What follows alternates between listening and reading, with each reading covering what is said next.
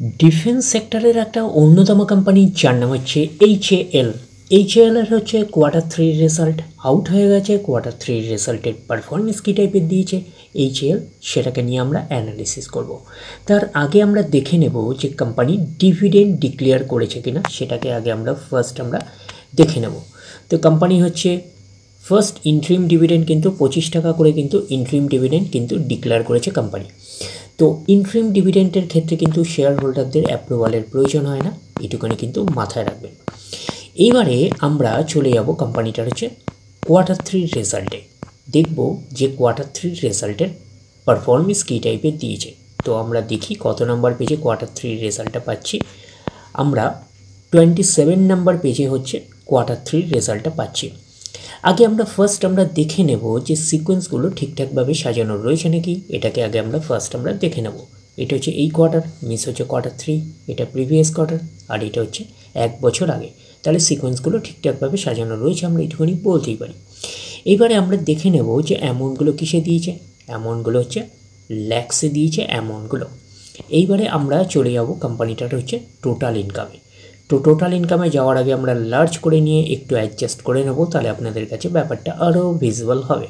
তো এইবারে আমরা চলে আসছি কোম্পানিটার টোটাল ইনকামে। এই কোয়ার্টার মিস হচ্ছে কোয়ার্টার 3-তে 7,58,871।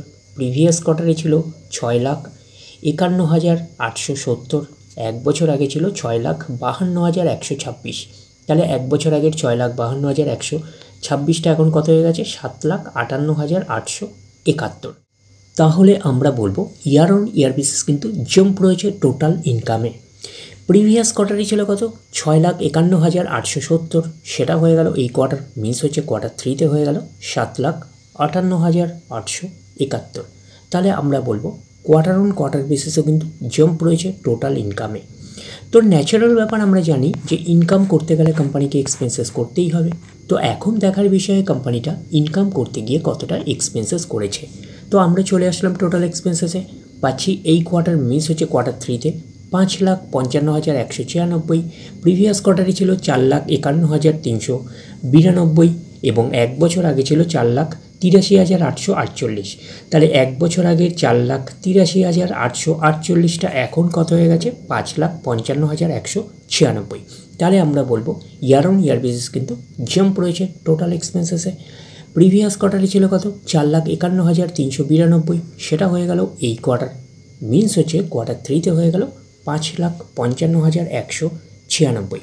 তাহলে আমরা বলবো কোয়ার্টার অন কোয়ার্টার বেসিসও কিন্তু জাম্প রয়েছে টোটাল এক্সপেন্সেসে।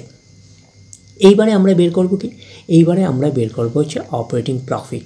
কি করে বের করব অপারেটিং প্রফিট? টোটাল ইনকাম থেকে টোটাল এক্সপেন্সেস আমরা বাদ দেবো। বাদ দিলে যেটা পড়ে থাকবে সেটা হচ্ছে অপারেটিং প্রফিট। টোটাল ইনকাম পেয়ে গেছি, টোটাল এক্সপেন্সেস পেয়ে গেছি, টোটাল ইনকাম থেকে টোটাল এক্সপেন্সেস বাদ দিলে পড়ে থাকছে অপারেটিং প্রফিট। অর্থাৎ আপনারা বলতে পারেন profit before share of profit of joint venture and exceptional items and tax, এটাকেই আমরা অপারেটিং প্রফিট বলতে পারি। এই কোয়ার্টার মিস হচ্ছে কোয়ার্টার 3-তে 2,03,675। প্রিভিয়াস কোয়ার্টারে ছিল 2,04,78 এবং 1 বছর আগে ছিল 1,68,278। তাহলে 1 বছর আগের 1,68,278টা এখন কত হয়ে গেছে? 2,03,675। তাহলে আমরা বলবো ইয়ার অন ইয়ার বেসিস কিন্তু জাম্প রয়েছে অপারেটিং প্রফিটে। প্রিভিয়াস কোয়ার্টারে ছিল কত? 2,04,78, সেটা হয়ে গেল এই কোয়ার্টার মিস হচ্ছে কোয়ার্টার 3-তে হয়ে গেল কত? 2,03,675। তাহলে আমরা বলবো কোয়ার্টার অন কোয়ার্টার বেসিসে কিন্তু জাম্প রয়েছে অপারেটিং প্রফিটে। তো অপারেটিং প্রফিটটাই নিশ্চয়ই কোম্পানির মেইন প্রফিট না, তারপরে বিভিন্ন অ্যাডজাস্টমেন্ট থাকলে সেগুলো প্লাস মাইনাস হবে। গভর্নমেন্টকে ট্যাক্স পে করতে হবে, গভর্নমেন্টকে ট্যাক্স পে করার পরে কোম্পানির কাছে যেটা পড়ে থাকবে সেটা কোম্পানির ফাইনাল প্রফিট বা নেট প্রফিট হিসাবে আমরা কনসিডার করতেই পারি। Net profit for the period, এটাকেই নেট প্রফিট বলতে পারি, এটাকেই আমরা ফাইনাল প্রফিট বলতে পারি। এই কোয়ার্টার মিস হচ্ছে কোয়ার্টার 3-তে 1,43,979। প্রিভিয়াস কোয়ার্টারে ছিল 1,51,049 এবং 1 বছর আগে ছিল 1,26,151। তাহলে 1 বছর আগের 1,26,151টা এখন কত হয়ে গেছে? 1,43,979। তাহলে আমরা বলবো ইয়ার অন ইয়ার বেসিস কিন্তু জাম্প রয়েছে নেট প্রফিটে। প্রিভিয়াস কোয়ার্টারে ছিল কত 1,51,049, সেটা হয়ে গেল এই কোয়ার্টার মিস হচ্ছে, কোয়ার্টার থ্রিতে হয়ে গেল 1,43,979। তাহলে আমরা বলবো কোয়ার্টার অন কোয়ার্টার বেসিস কিন্তু ডাউন পারফরমেন্স করেছে নেট প্রফিটে। এইবারে আমরা চলে যাব কোম্পানিটার হচ্ছে ইপিএসে অর্থাৎ আর্নিং পার শেয়ারে। তো আমরা চলে আসলাম কোম্পানিটার ইপিএসে অর্থাৎ আর্নিং পার শেয়ারে। এই কোয়ার্টার মিস হচ্ছে, কোয়ার্টার থ্রিতে কত আছে 21.53, প্রিভিয়াস কোয়ার্টারে ছিল 22.59, এক বছর আগে ছিল 18.86। তাহলে এক বছর আগের 18.86টা এখন কত হয়ে গেছে 21.53। তাহলে আমরা বলবো ইয়ার অন ইয়ার বেসিস কিন্তু জাম্প রয়েছে ইপিএসে অর্থাৎ আর্নিং পার শেয়ারে। প্রিভিয়াস কোয়ার্টারে ছিল কত 22.59, সেটাও হয়ে গেল এই কোয়ার্টার মিস হচ্ছে, কোয়ার্টার থ্রিতে হয়ে গেল 21.53। তাহলে আমরা বলবো কোয়ার্টার অন কোয়ার্টার বেসিস কিন্তু ডাউন পারফরমেন্স করেছে ইপিএসে অর্থাৎ আর্নিং পার শেয়ারে। তো ন্যাচারাল ব্যাপার আমরা জানি যে নেট প্রফিটের রিফ্লেকশনটা ইপিএসে পাই, তো নেট প্রফিটের রিফ্লেকশনটা আমরা ইপিএসে পেয়েছি।